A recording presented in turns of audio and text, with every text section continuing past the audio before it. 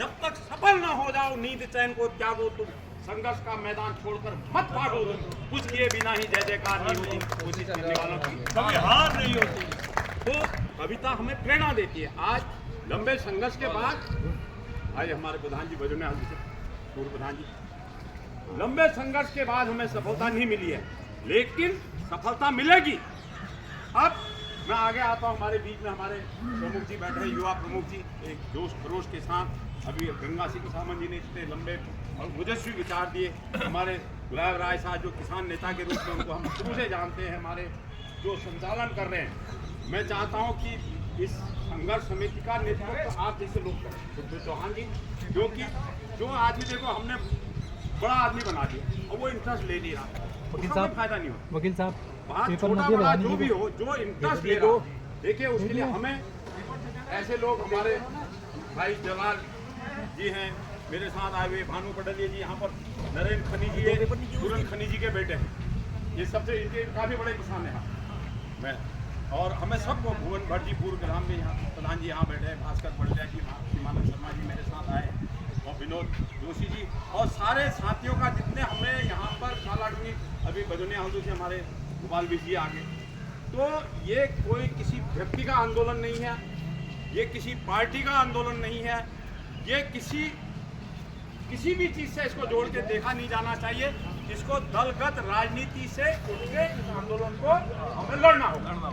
लेकिन इसमें मैं एक बात ये आएगी कि आंदोलन हमेशा सरकार के खिलाफ हो, सरकार किसी की भी हो, अगर हम उसको चोट नहीं मारेंगे। और सरकार किससे डरती है?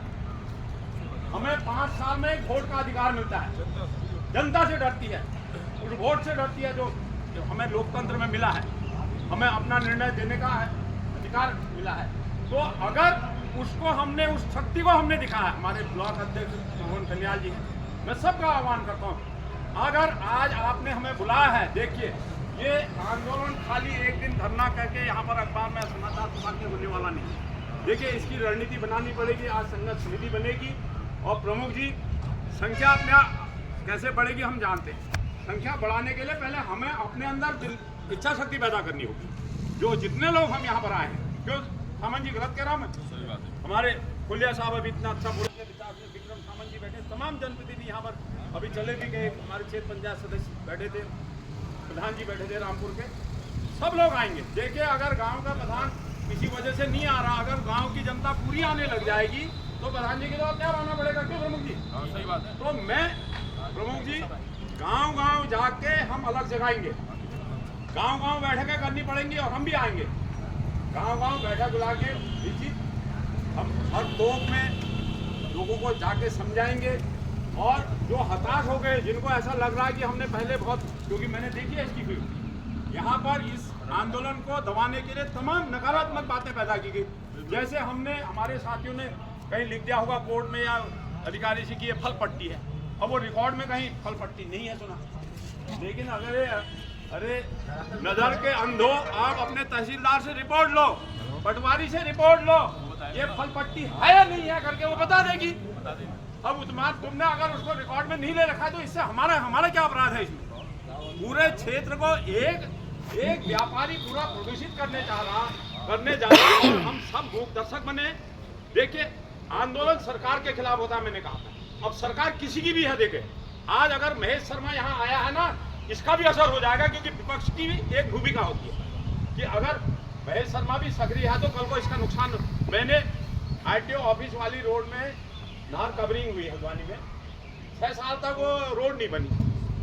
मैं एग्जीक्यूटिव इंजीनियर के पास गया, मैंने कहा साहब ये उन्होंने मुझे टाल दिया, निगम का है, नगर निगम करेगा। मैंने कहा देखिए मैं आज आपको मैं 1 हफ्ते 10 दिन का समय दे रहा हूँ, फिर मैं आपको वार्निंग देके जाऊँगा, इस सड़क को आप ही बनाएंगे।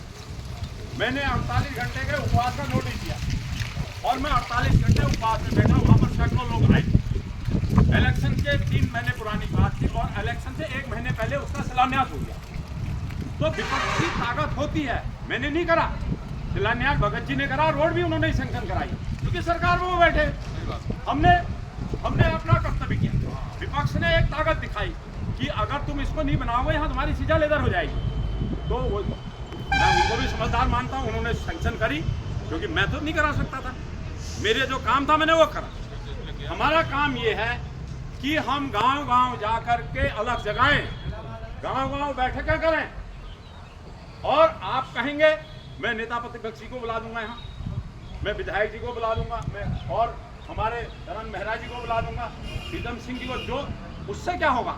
आप उसको राजनीति से, कोई राजनीतिक चश्मे से कोई न देखे। हम विपक्ष के आदमी हैं, हम अपनी ताकत दिखाएंगे, जनता हमारे साथ दिखेगी तो असर वहां होगा, निर्णय वो लेंगे। उन्होंने निर्णय अभी तक फेवर में नहीं लिया, कुछ व्यापारी के पक्ष में लिया। अगर हमारी बात सुनी गई होती इसीलिए तो निर्णय कुछ और होता, फैक्ट्री का काम और वो रोक दिया होता, किसी जंगल के किनारे बनती और ऐसी जगह बनती जहाँ उसका दुष्प्रभाव नहीं हो। तो इसलिए अगर हम ऐसी बात कह रहे हैं और वो इस बात को इससे न जोड़ा जाए कि महेश शर्मा कांग्रेसी है तो मैं कांग्रेस के नेताओं को बुलाने की बात कर रहा हूँ, क्यों सामन सा गलत तो नहीं कर रहा मैं। विपक्ष की एक भूमिका होती है, विपक्ष